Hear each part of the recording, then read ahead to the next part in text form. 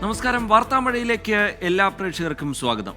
പ്രധാനമന്ത്രി നരേന്ദ്രമോദിക്കെതിരായ വിവാദ പരാമർശത്തിൽ 3 മാലദ്വീപ് മന്ത്രിമാർക്ക് സസ്പെൻഷൻ. വിഷയത്തിൽ ഇന്ത്യ ഔദ്യോഗികമായി അതൃപ്തി അറിയിച്ചതിന് പിന്നാലെയാണ് ഇത്തരത്തിലൊരു നടപടി ഉണ്ടായിരിക്കുന്നത്. മന്ത്രിയുടെ പരാമർശം രാജ്യത്തിന്റെ നിലപാടല്ല എന്ന് മാലദ്വീപ് നേരത്തെ അറിയിച്ചിരുന്നു. വിവാദ പരാമർശത്തിനെതിരെ വ്യാപക പ്രതിഷേധമുയർന്ന പശ്ചാത്തലത്തിലാണ് ഇത്തരത്തിലൊരു നടപടിയിലേക്ക് മാലദ്വീപ് കടന്നത്. കാണാം ഇന്നത്തെ ലീഡ് സ്റ്റോറി.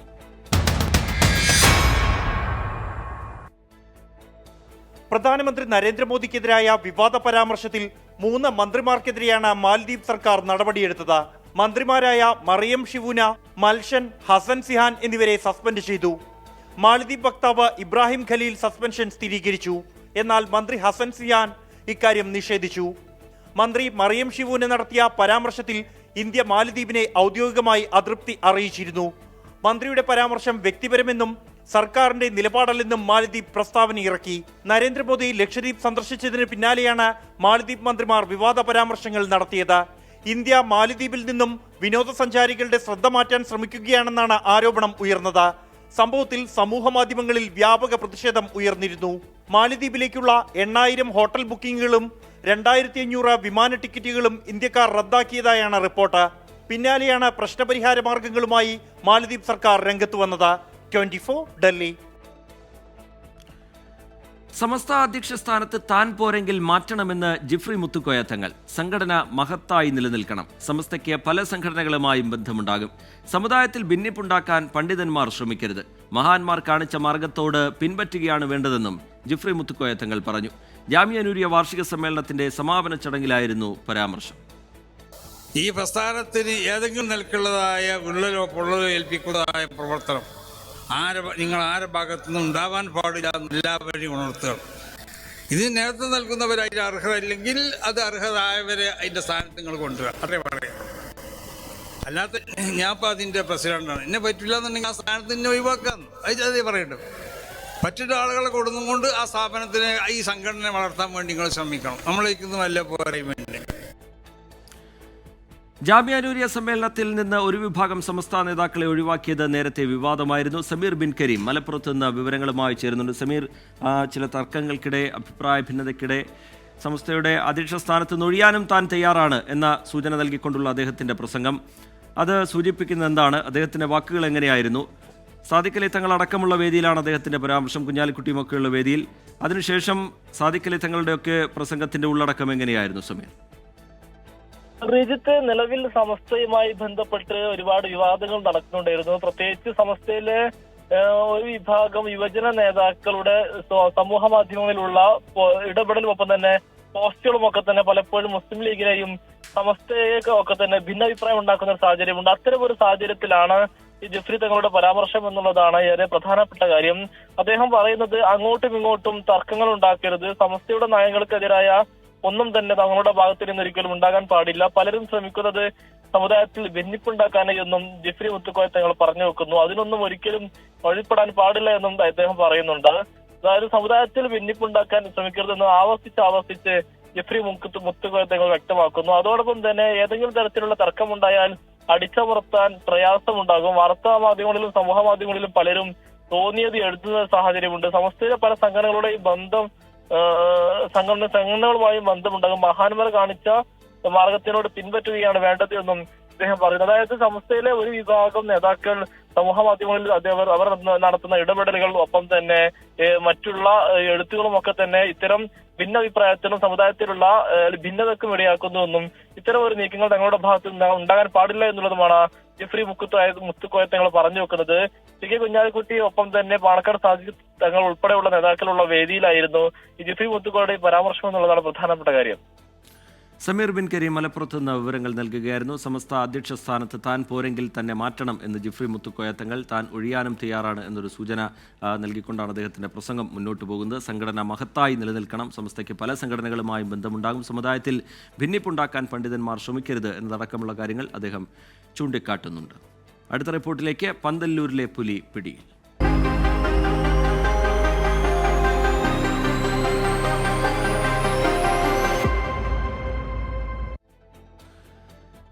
കേരള തമിഴ്നാട് അതിർത്തിയായ പന്തല്ലൂരിൽ 3 വയസ്സുകാരിയെ കടിച്ചു കൊലപ്പെടുത്തിയ പുലിയെ പിടികൂടി. മണിക്കൂറുകൾ നീണ്ട ശ്രമത്തിനൊടുവിൽ പന്തല്ലൂർ അമ്രോസ് വളവിന് സമീപത്തെ ചതുപ്പിൽ നിന്നാണ് പുലിയെ കണ്ടെത്തിയത്. പിടികൂടിയ പുലിയെ നാട്ടുകാരെ കാണിക്കാത്തതിനെ തുടർന്ന് നാട്ടുകാർ വലിയ രീതിയിലുള്ള പ്രതിഷേധവുമായി മുന്നോട്ട് വന്നു. പ്രതിഷേധക്കാരെ പോലീസ് ബലം പ്രയോഗിച്ച് നീക്കുകയായിരുന്നു.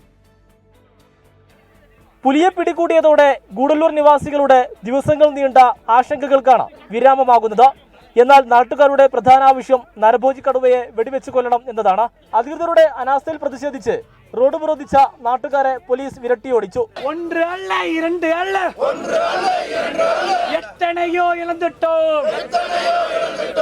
വനംവകുപ്പ്, RRT, കുങ്കിയാന, വൈറ്റിനറി ഡോക്ടർ തുടങ്ങിയ 100 അംഗ സംഘം നടത്തിയ തിരച്ചിലിലാണ് പുലിയെ മയക്കുവെടി വെച്ച് പിടികൂടിയത്. തുടർന്ന് മുതുമല വന്യജീവി സങ്കേതത്തിൽ തുറന്നുവിടാനായി വനംവകുപ്പിന്റെ വാഹനത്തിൽ കൊണ്ടുപോയി.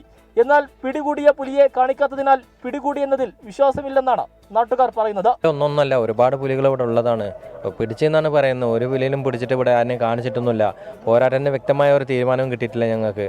ഞങ്ങളെ ദുരിതാവസ്ഥ അങ്ങനെ തന്നെയായി കഴിയത്തീരും. നീലഗിരി കളക്ടർ അരുണ സമരക്കാരുമായി ചർച്ച നടത്തി കൊല്ലപ്പെട്ടവരുടെ കുടുംബങ്ങൾക്ക് 10 ലക്ഷം രൂപയുടെ ചെക്ക് കൈമാറി. എന്നാൽ സ്വീകരിക്കാൻ ഇവർ തയ്യാറായില്ല. കൊല്ലപ്പെട്ട 3 വയസ്സുകാരി നാൻസിയുടെ മൃതദേഹം നാളെയായിരിക്കും പോസ്റ്റ്മോർട്ടം നടത്തുക. മണിക്കൂറുകൾ നീണ്ട സമരത്തിനും വനംവകുപ്പിന്റെ പ്രയത്നത്തിനുമൊടുവിൽ പുലി എന്ന ആശങ്ക ഇവിടെ നിന്നും മായുകയാണ്. പക്ഷേ പുലിയെ പിടികൂടി എന്നുള്ളത് നാട്ടുകാർക്ക് വിശ്വസിക്കാനായിട്ടില്ല ഇപ്പോഴും. കാരണം പലപ്പോഴായി വനംവകുപ്പ് നൽകിയ വാഗ്ദാനങ്ങൾ പാലിക്കപ്പെടാത്തതാണ് ഇതിനൊക്കെ തന്നെ കാരണം. ഏതായാലും ആശങ്ക ഇവിടെ നിന്നും നീങ്ങട്ടെ.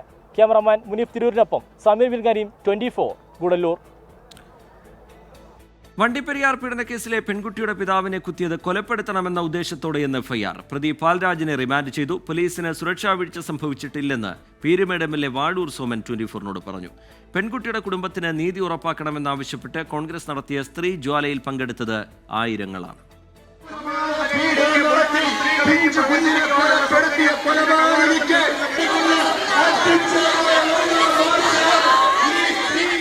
കരിങ്കടലായി വണ്ടിപ്പെരിയാറിലെ കോൺഗ്രസ് സ്ത്രീജ്വാല. കുറ്റാരോപിതൻ രക്ഷപ്പെട്ടതിന് പിന്നിൽ CPIM ബന്ധം മാത്രമാണ് മാനദണ്ഡമെന്ന് AICC സംഘടനാ ജനറൽ സെക്രട്ടറി KC വേണുഗോപാൽ ആരോപിച്ചു. എല്ലാ നിയമങ്ങളെയും കാറ്റിൽ പറത്തിക്കൊണ്ടുള്ള അസാധാരണമായ നടപടിയായിരുന്നു പോലീസിന്റെ ഭാഗത്തുണ്ടായത്. അന്വേഷണത്തിന് നാൾവഴികളിലെല്ലാം സംരക്ഷിക്കാൻ വേണ്ടിയിട്ടുള്ള, പ്രതിയെ സംരക്ഷിക്കാൻ വേണ്ടിയിട്ടുള്ള കവചമൊരുക്കുകയായിരുന്നു പോലീസ് ആത്യന്തം ചെയ്തത്. പെൺകുട്ടിയുടെ കുടുംബത്തിന് നേരെ നടന്നത് UP മോഡൽ ആക്രമണമെന്ന് പ്രതിപക്ഷ നേതാവ് VD സതീശൻ. ഇന്നലെ ഇവിടെ നടന്നത് UPയിലെ ഉന്നാവോയിൽ നടന്ന അതേ സംഭവമാണ്. പീഡിപ്പിക്കപ്പെട്ട പെൺകുട്ടിയുടെ കുടുംബാംഗങ്ങളെ കൊല്ലാൻ പാഞ്ഞെടുത്ത UPയിലെ അതേ സംഭവമാണ് ഇവിടെ ഉണ്ടായത്. പ്രതിപക്ഷം ഉന്നയിച്ച ആരോപണങ്ങൾ പീരുമേട് MLA വാഴൂർ സോമൻ തള്ളി. ഒരു ഹീനകൃത്യം നടത്തിയതിനു ശേഷവും വീണ്ടും ഈ രീതിയിൽ പ്രവർത്തിക്കുക എന്ന് പറയുന്നത് തികച്ചും ക്രിമിനൽ സ്വഭാവമാണ്. അതിനെതിരെ കർശനമായ നടപടികൾ സർക്കാർ കൈക്കൊള്ളും. പോലീസിന്റെ ഭാഗത്ത് എങ്ങനെയാ വീഴ്ചയെന്ന് പറയാൻ പറ്റില്ല. അനാവശ്യമായി പ്രകോപനമുണ്ടാക്കി പാൽരാജ് പെൺകുട്ടിയുടെ പിതാവിനെ ആക്രമിച്ചെന്നാണ് പോലീസ് കണ്ടെത്തൽ. വധശ്രമം ഉൾപ്പെടെ ചുമത്തിയ പ്രതിയെ പീരുമേട് കോടതി റിമാൻഡ് ചെയ്തു. അതേസമയം ആദ്യം ആക്രമിച്ചത് പെൺകുട്ടിയുടെ പിതാവാണെന്ന് പാൽരാജിന്റെ കുടുംബം ആരോപിച്ചു. 24 ഇടുക്കി. സംസ്ഥാനത്ത് വീണ്ടും കർഷക ആത്മഹത്യ. കണ്ണൂർ ആലക്കോട് പാത്തൻപാറ സ്വദേശി ഇടപ്പാറയ്ക്കൽ ജോസാണ് ആത്മഹത്യ ചെയ്തത്. പാട്ടത്തിനടുത്ത സ്ഥലത്തെ വാഴകൃഷി നശിച്ചതിനെ തുടർന്നുണ്ടായ സാമ്പത്തിക ബാധ്യത ജോസിനെ മനോവിഷമത്തിലാക്കിയിരുന്നതായി ബന്ധുക്കൾ പറയുന്നു. ഇന്ന് രാവിലെയാണ് വീടിനടുത്തുള്ള കൃഷിയിടത്തിൽ ജോസിനെ തൂങ്ങി മരിച്ച നിലയിൽ കണ്ടെത്തിയത്. നാട്ടിലെ സ്വാശ്രയ സംഘത്തിന്റെ യോഗത്തിലെത്തിയ ജോസ് വായ്പ ലഭിക്കാൻ സാധ്യതയുണ്ടോ എന്നാരാഞ്ഞിരുന്നു. എന്നാൽ മുൻഗണനയനുസരിച്ച് അർഹതയില്ലെന്ന മറുപടി ലഭിച്ചു. പിന്നീട് വീട്ടിലേക്ക് മടങ്ങിയ ജോസിനെ കാണാതായതോടെ നാട്ടുകാരും ബന്ധുക്കളും നടത്തിയ തിരച്ചിലിലാണ് സമീപത്തെ പറമ്പിൽ തൂങ്ങി മരിച്ച നിലയിൽ കണ്ടെത്തിയത്. തുച്ഛമായ സ്ഥലം മാത്രം സ്വന്തമായുള്ള ജോസ് ഏറെക്കാലമായി ഭൂമി പാട്ടത്തിനെടുത്ത് കൃഷി ചെയ്തു വരികയായിരുന്നു. വാഴക്കൃഷിയായിരുന്നു പ്രധാന ആശ്രയം. പാട്ടകൃഷിയിൽ തുടർച്ചയായുണ്ടായ നഷ്ടം ജോസിനെ സാമ്പത്തികമായി തളർത്തി. നാട്ടിലെ സ്വകാര്യ വ്യക്തികളിൽ നിന്നും സ്വാശ്രയ സംഘങ്ങളിൽ നിന്നും സ്വീകരിച്ച വായ്പ മടക്കി നൽകാൻ കഴിയാതെ വന്നു. അദ്ദേഹം ഉൽപ്പാദിപ്പിച്ച വാഴ അടക്കമുള്ള കാർഷിക ഉൽപ്പന്നങ്ങൾ പൂർണ്ണമായും നശിച്ചു പോയപ്പോൾ അതിന് നയാ പൈസ പോലും നഷ്ടപരിഹാരം കിട്ടാത്തതിൻ്റെ വേദനയിലാണ് അദ്ദേഹം കടമായി സ്വകാര്യ വ്യക്തിയിൽ നിന്ന് വാങ്ങിയ ലക്ഷക്കണക്കിന് രൂപയും അതോടൊപ്പം ബാങ്കിൽ നിന്ന് വാങ്ങിയ വായ്പയും തിരിച്ചടയ്ക്കാൻ കഴിയാതെ ആ മനോവിഷമത്തിലാണ് അദ്ദേഹം ആത്മഹത്യ ചെയ്തിരിക്കുന്നത്. പരിയാരത്തെ കണ്ണൂർ ഗവൺമെന്റ് മെഡിക്കൽ കോളേജിൽ പോസ്റ്റ്മോർട്ടത്തിന് ശേഷമാകും സംസ്കാരം. കഴിഞ്ഞ 2 മാസത്തിനിടെ കണ്ണൂർ ജില്ലയിലെ 3ാമത്തെ കർഷകാത്മഹത്യയാണ് ജോസിന്റേത്. 24 കണ്ണൂർ. വാർത്താവഴിയിലേക്ക് വീണ്ടും. പ്രശ്നങ്ങൾ ഒടുങ്ങാതെ ബംഗാൾ.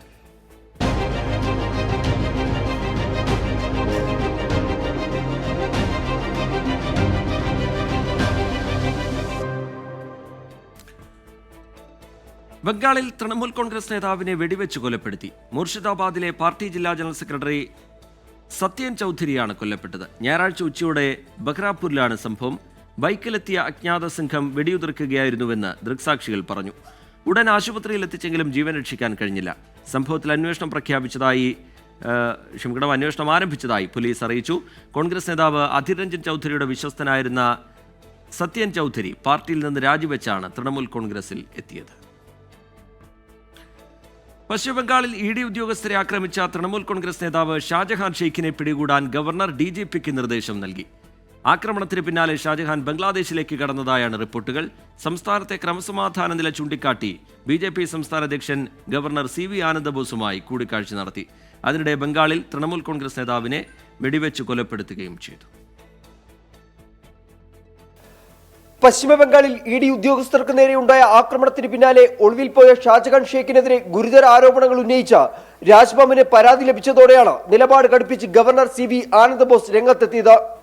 ഷാജഹാൻ ഷെയ്ഖിനെ ഉടൻ പിടികൂടി കർശന നടപടി സ്വീകരിക്കാൻ ഗവർണർ DGPക്ക് നിർദ്ദേശം നൽകി. പോലീസ് ഒത്താശയോടെ ചില നേതാക്കൾ ഷാജഹാനെ പിന്തുണയ്ക്കുന്നുണ്ടെന്നും പരാതിയിൽ പറയുന്നു. ആക്രമണത്തിന് പിന്നാലെ ഷാജഹാൻ ബംഗ്ലാദേശിലേക്ക് കടന്നതായാണ് ED വൃത്തങ്ങൾക്ക് ലഭിച്ച വിവരം. സംസ്ഥാനത്ത് BJP ധ്രുവീകരണ രാഷ്ട്രീയം ആരംഭിച്ചെന്ന് ബംഗാൾ PCC അധ്യക്ഷൻ അധീർ രഞ്ജൻ ചൗധരി ആരോപിച്ചു. ക്രമസമാധാന നില തകർന്നതിൽ അതീവ ആശങ്ക രേഖപ്പെടുത്തിക്കൊണ്ട് BJP സംസ്ഥാന അധ്യക്ഷൻ സുഗാന്ത മജുംദാർ ഗവർണർ CV ആനന്ദബോസുമായി കൂടിക്കാഴ്ച നടത്തി. റേഷൻ അഴിമതി കേസിൽ നടപടി ശക്തമാക്കുകയാണ് എൻഫോഴ്സ്മെന്റ് ഡയറക്ടറേറ്റ്. 24 ഡൽഹി. പുതുവത്സര ദിനത്തിൽ ഡൽഹിയെ നടുക്കി വീണ്ടും കൂട്ടബലാത്സംഗം. ഡൽഹി സദർ ബസാറിൽ 12 വയസ്സുകാരിയെയാണ് കൂട്ടബലാത്സംഗം ചെയ്തത്. സദർ ബസാറിൽ ചായക്കട നടത്തുന്ന പ്രായപൂർത്തിയാകാത്ത 3 കുട്ടികളടക്കം 5 പേരെ പോലീസ് അറസ്റ്റ് ചെയ്തു. ആക്രി പെറുക്കാനാണെന്ന് തെറ്റിദ്ധരിപ്പിച്ചെത്തിയ പെൺകുട്ടിയെയാണ് കൂട്ടബലാത്സംഗം ചെയ്തത്. പെൺകുട്ടിയെ പ്രതികളുടെ അടുത്തെത്തിച്ച ശുചീകരണ തൊഴിലാളിയായ സ്ത്രീയും അറസ്റ്റിലായവരിൽ ഉൾപ്പെടുന്നു. ബലാത്സംഗത്തിന് ശേഷം പെൺകുട്ടിയെ പ്രതികൾ ഭീഷണിപ്പെടുത്തി. സംഭവം വെള്ളിയാഴ്ച പെൺകുട്ടി ബന്ധുക്കളെ അറിയിച്ചതിന് പിന്നാലെ പോലീസ് കേസെടുക്കുകയായിരുന്നു. ബലാത്സംഗം ആസൂത്രിതമെന്ന് പോലീസ് അറിയിച്ചു. ലോക്സഭാ തെരഞ്ഞെടുപ്പിനുള്ള സീറ്റ് വിഭജനത്തിൽ അന്തിമ ധാരണയാകാതെ കോൺഗ്രസ് RJD ചർച്ച. ബീഹാറിൽ 10 സീറ്റ് വേണമെന്ന് PCC ആവശ്യപ്പെട്ടെങ്കിലും RJD അത് തള്ളി. അതിനിടെ ബീഹാർ മുഖ്യമന്ത്രി നിതീഷ് കുമാറിനെ പ്രധാനമന്ത്രി സ്ഥാനാർത്ഥിയാക്കണമെന്നാവശ്യപ്പെട്ട് സമാജ്വാദി പാർട്ടി രംഗത്തെത്തി. ലോക്സഭാ തെരഞ്ഞെടുപ്പിനുള്ള ചർച്ചകളിലേക്ക് കടന്ന ഇന്ത്യ സഖ്യത്തിലെ ആദ്യ യോഗം ധാരണയാകാതെയാണ് പിരിഞ്ഞത്. കോൺഗ്രസ് രൂപീകരിച്ച ദേശീയ സഖ്യ സമിതി ബീഹാറിലെ RJDയുമായി യോഗം ചേർന്നു. യോഗത്തിൽ 10 സീറ്റുകൾ PCC ആവശ്യപ്പെട്ടെങ്കിലും RJD വഴങ്ങിയില്ല. എന്നാൽ 8 സീറ്റെങ്കിലും നൽകണമെന്ന PCC ആവശ്യത്തെ RJD അംഗീകരിച്ചില്ല. കോൺഗ്രസിന് 5 സീറ്റ് എന്ന നിലപാടിൽ RJD ഉറച്ചു നിന്നു. BJP മുഖ്യ ശത്രുവല്ലാത്തിടങ്ങളിൽ സീറ്റിനായി കടുംപിടുത്തം പിടിക്കേണ്ടതില്ല എന്നാണ് ഹൈക്കമാൻഡ് നിലപാട്. RJDയുമായി ചർച്ചകൾ തുടരുമെന്ന് ദേശീയ സഖ്യ സമിതി അംഗം സൽമാൻ ഖുർഷിദ് യോഗത്തിന് ശേഷം പറഞ്ഞു. एक ब्रॉड जो हमारी समझ है वहाँ की सीटों के बारे में वो उनके समक्ष रख रहे हैं और उनसे उनकी तरफ से क्या इम्प्रेशन है वो पूछ रहे हैं ताकि हम इसको थोड़ा सा और फोकस कर सकें अगली बैठक में. ആം ആദ്മി സമാജ്വാദി പാർട്ടികളുമായി നാളെയും മറ്റന്നാളും ചർച്ചകൾ നടത്തും. അതിനിടെ കോൺഗ്രസിനെയും മറ്റ് സഖ്യകക്ഷികളെയും അമ്പരിപ്പിച്ചുകൊണ്ട് ബീഹാർ മുഖ്യമന്ത്രി നിതീഷ് കുമാറിനെ സഖ്യത്തിന്റെ പ്രധാനമന്ത്രി മുഖമാക്കണമെന്നാവശ്യപ്പെട്ട് സമാജ്വാദി പാർട്ടി രംഗത്ത് വന്നു. സീറ്റ് വിഭജനത്തിൽ കോൺഗ്രസിനോട് വിട്ടുവീഴ്ചയില്ലാത്ത നിലപാടിൽ JDയുവും സമാജ്വാദി പാർട്ടിയും ഉറച്ചു നിൽക്കുന്നതിനിടെ ഈ നിലപാട് നിർണായകമാണ്. 24 ഡൽഹി. അവസാന നിമിഷത്തിൽ സ്ഥാനാർത്ഥികളെ പ്രഖ്യാപിക്കുന്നത് ശരിയല്ലെന്ന് ശശി തരൂർ MP. സ്ഥാനാർത്ഥിത്വം നേരത്തെ പ്രഖ്യാപിച്ചാൽ തെരഞ്ഞെടുപ്പിൽ അത് പ്രതിഫലിക്കും. കോൺഗ്രസ് ഇത്തവണ നേരത്തെ നടപടികൾ എടുത്തിട്ടുണ്ടെന്നും ശശി തരൂർ പറഞ്ഞു. ലാസ്റ്റ് മിനിറ്റിലാണ് നമ്മളുടെ സ്ഥാനാർത്ഥികളെ പ്രഖ്യാപിക്കുന്നത്. അത് ശരിയല്ല എന്ന അഭിപ്രായം ഞാൻ തുറന്നു പറഞ്ഞിട്ടുണ്ടെങ്കിൽ പുതുമുഖങ്ങൾ വെച്ചാൽ അവർക്ക് 3 ആഴ്ച കൊടുത്താൽ മതിയോ ജനങ്ങളെ പരിചയമുണ്ടാവാൻ. ഞാൻ പറഞ്ഞു നമ്മൾ അഥവാ അവർക്ക് 3 മാസം കൊടുത്തിട്ടെങ്കിൽ ഒരു പക്ഷേ വേറെ റിസൾട്ട് കിട്ടിയിട്ടുണ്ടാവും. ആ സ്ഥാനാർത്ഥിക്ക് എല്ലാ ആവശ്യമുള്ള തയ്യാറാവാനും ഇറങ്ങാനും എല്ലാ ഭാഗത്ത് പോയി ജനങ്ങളെ കാണാനുള്ള സമയം കിട്ടും. ഇത് നല്ലൊരു കാര്യമാണ്. കോൺഗ്രസ് ഈ തവണ കുറച്ച് നേരത്തെ ആക്ഷൻ എടുത്തു. 4 വിദ്യാർത്ഥികളുടെ മരണത്തിന് കാരണമായ കുസാറ്റ് ദുരന്തത്തിൽ മുൻ പ്രിൻസിപ്പൽ അടക്കം 3 അധ്യാപകരെ പ്രതിയാക്കി പോലീസ് കേസെടുത്തു. മനഃപൂർവ്വമല്ലാത്ത നരഹത്യക്കാണ് കേസ്. മുൻ principal doctor Deepak Kumar Sahu, doctor Girish Kumaran Thampi, doctor Baiju എന്നിവരെ പ്രതിയാക്കിയാണ് കേസ്. അപകടമുണ്ടാക്കിയ ദിഷണ ഫെസ്റ്റിന്റെ കൺവീനറായിരുന്നു ഡോക്ടർ ഗിരീഷ് കുമാരൻ തമ്പിയും ഡോക്ടർ ബൈജുവും. കുറ്റകരമല്ലാത്ത നരഹത്യയ്ക്കുള്ള IPC 304A വകുപ്പ് പ്രകാരമാണ് 3 പേരെയും പ്രതിയേർത്തത്. ഹൈക്കോടതിയിൽ സമർപ്പിച്ച റിപ്പോർട്ടിലാണ് അധ്യാപകർക്കെതിരെ കേസെടുത്ത വിവരമുള്ളത്.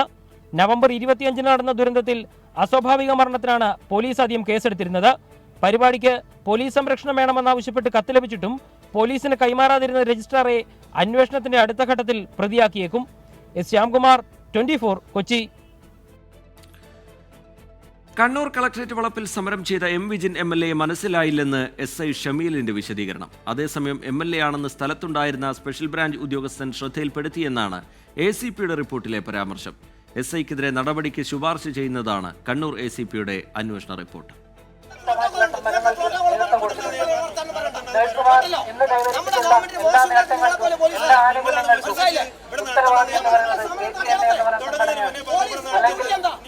MLA തിരിച്ചറിഞ്ഞില്ലെന്നും നഴ്സിംഗ് അസോസിയേഷൻ ഭാരവാഹിയെന്ന് തെറ്റിദ്ധരിച്ചാണ് MLAക്കെതിരെ പ്രതികരിച്ചതെന്നുമാണ് കണ്ണൂർ ACPക്ക് ടൗൺ SI PP ഷമീൽ നൽകിയ വിശദീകരണം. എന്നാൽ SIയുടെ വാദം തള്ളുന്നതാണ് സ്പെഷ്യൽ ബ്രാഞ്ച് റിപ്പോർട്ട്.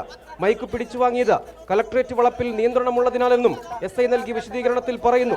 MLAയുടെ പേര് ചോദിച്ചത് SI പറഞ്ഞിട്ടാണെന്ന് പിങ്ക് പോലീസ് ഉദ്യോഗസ്ഥർ നൽകിയ വിശദീകരണത്തിൽ വ്യക്തമാക്കുന്നു.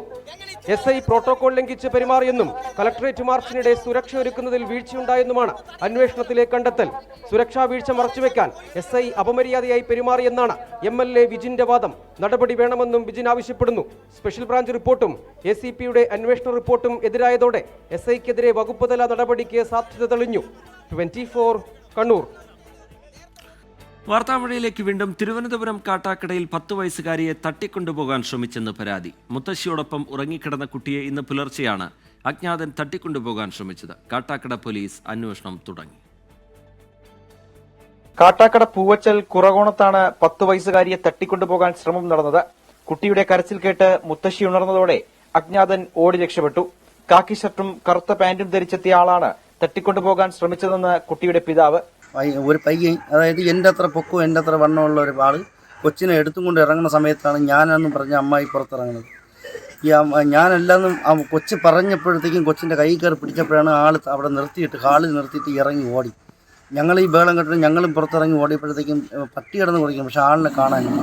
ആ സമയത്ത് ആളിനെ വ്യക്തമായിട്ട് കണ്ടു, പക്ഷെ മുഖം കണ്ടില്ല. കാക്കി ഷർട്ടും കറുത്ത പാൻറ്റും ഇട്ടിരിക്കണമെന്നാണ് അവർ പറഞ്ഞത്. പിതാവ് പിടികൂടാൻ ശ്രമിച്ചെങ്കിലും അജ്ഞാതൻ കുതറിയോടി. ബന്ധുക്കൾ വിവരമറിയിച്ചതിനെ തുടർന്ന് കാട്ടാക്കട പോലീസ് എത്തി മൊഴി രേഖപ്പെടുത്തി. 24 തിരുവനന്തപുരം. വയനാട് കൽപ്പറ്റയിൽ KSRTC ബസ് നിയന്ത്രണം വിട്ട് താഴ്ചയിലേക്ക് മറിഞ്ഞ അപകടം. 12 പേർക്ക് പരിക്കേറ്റു. ബത്തേരിയിൽ നിന്ന് കോഴിക്കോട്ടേക്ക് പോവുകയായിരുന്ന ബസ്സാണ് അപകടത്തിൽപ്പെട്ടത്. വെള്ളാരംകുന്ന് കിൻഫ്ര പാർക്കിന് സമീപം വൈകിട്ട് 4:30യോടെയാണ് അപകടം. ബത്തേരിയിൽ കോഴിക്കോട്ടേക്ക് പോവുകയായിരുന്ന ബസ് നിയന്ത്രണം വിട്ട് ചുണ്ടേൽ വെള്ളാരംകുന്നിൽ ദേശീയപാതയോട് ചേർന്ന ഹോം സ്റ്റേയുടെ മുറ്റത്തേക്ക് ബസ് മറിയുകയായിരുന്നു. 59 യാത്രക്കാരാണ് ബസ്സിലുണ്ടായിരുന്നത്. പരിക്കേറ്റ 12 പേരെ കൽപ്പറ്റയിലെ വിവിധ ആശുപത്രികളിലേക്ക് മാറ്റി. ഒരാളുടെ പരിക്ക് ഗുരുതരമാണ്. ഇവിടെ സ്ഥിരമായിട്ട് അപകടം ഉണ്ടാകുന്ന സ്ഥലമാണ്. ഇതിനു മുമ്പും ഈ ഭാഗത്ത് ഒരു ബസ് പോയതാ. ഒന്നാമത് ചെറിയ ചാറ്റൽ മഴ ഉണ്ടല്ലോ, പിന്നെ വണ്ടി അത്ര ഫിറ്റ്നസ് എല്ലാം തോന്നുന്നുണ്ട്. പോലീസും ഫയർഫോഴ്സും നാട്ടുകാരും ചേർന്നാണ് രക്ഷാപ്രവർത്തനം നടത്തിയത്. അപകടത്തെ തുടർന്ന് ദേശീയപാതയിൽ അല്പനേരം ഗതാഗതം തടസ്സപ്പെട്ടു. 24 വയനാട്.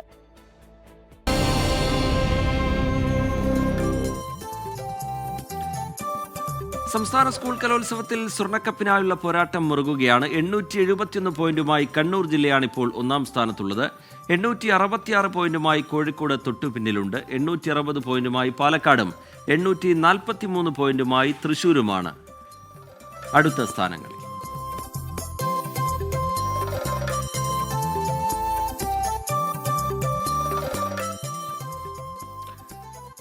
കലോത്സവ നഗരിയിൽ വില്ലനായി അപ്രതീക്ഷിതമായി എത്തിയ മഴ. ആശ്രമ മൈതാനത്തെ പ്രധാന വേദിയിലടക്കം വെള്ളം കയറി. അല്പനേരം നിർത്തിവെച്ച സംഘനൃത്തം, കഥാപ്രസംഗ മത്സരങ്ങൾ മഴ മാറിയതോടെ പുനരാരംഭിച്ചു.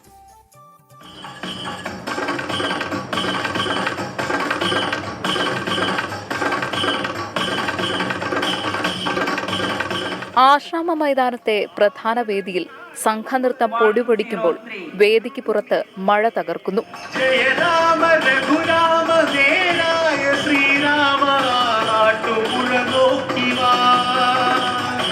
പൊടുന്നനെ പെയ്ത മഴയിൽ ആശ്രമ മൈതാനം വെള്ളക്കെട്ടിലായി.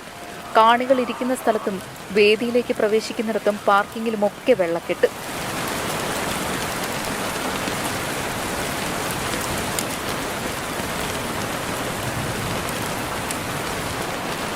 പ്രധാന വേദിയിലെ സംഘനൃത്ത മത്സരവും വേദിയെട്ടിലെ കഥാപ്രസംഗ മത്സരവും അല്പനേരം നിർത്തിവെച്ചു. അവധി ദിവസം മത്സരങ്ങൾ കാണാനെത്തിയ കാണികൾ ക്ഷമയോടെ കാത്തിരുന്നു. ഒരു അവസാന ഭാഗമായപ്പോഴാണ് മഴ പെയ്തത്. അപ്പൊ എല്ലാരും പോകുന്നു വിചാരിച്ചു, പക്ഷെ ആരും പോയില്ല. ഉള്ള സ്ഥലത്ത് തന്നെ നിന്നിട്ട് ഞങ്ങൾ ആസ്വദിക്കായിരുന്നു ഡാൻസ്. മഴ മാറിയതോടെ മണ്ണുമാന്തി യന്ത്രങ്ങളെത്തി. മത്സരങ്ങളും പുനരാരംഭിച്ചു. പ്രധാന വേദിയിൽ ജനം തിങ്ങി നിറഞ്ഞു. കൊല്ലത്തിന്റെ കലാസ്വാദകർ വിരുന്നെത്തിയ കലാപ്രതിഭകൾക്ക് പ്രോത്സാഹനം നൽകിക്കൊണ്ടേയിരുന്നു. കലോത്സവ വേദിയിൽ വില്ലനായി മഴയെത്തിയത് ആദ്യമൊന്ന് ആശങ്കയുണ്ടാക്കി. പിന്നീട് മഴ മാറി മാനം തെളിഞ്ഞു. വേദിയിൽ മത്സരങ്ങൾ പുരോഗമിക്കുന്നു. ടീം 24 കൊല്ലം. ഗ്ലാമർ ഇനമായ ഭരതനാട്യത്തോടെയാണ് കലോത്സവത്തിന്റെ 4ാം ദിനം പ്രധാന വേദി ഉണർന്നത്. നിറഞ്ഞു കവിഞ്ഞ വേദിയിലായിരുന്നു HS വിഭാഗം പെൺകുട്ടികളുടെ മത്സരം.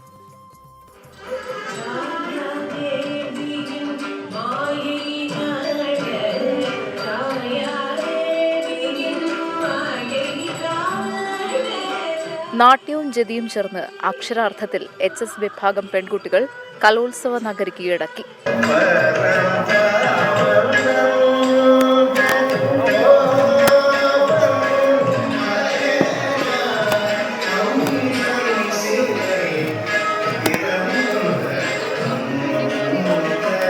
കല്യാണ സൗഗന്ധികം, ഭാരതാംബ, കന്യാമറിയം, പാലാഴി മഥനം തുടങ്ങി ആവർത്തിക്കപ്പെടാത്ത അവതരണ മികവുകൊണ്ട് നർത്തകിമാർ നിറഞ്ഞാടി. അവധി ദിവസം കൊല്ലത്തെ കാണികൾ 1ാം വേദിയിലേക്ക് ഒഴുകിയെത്തി.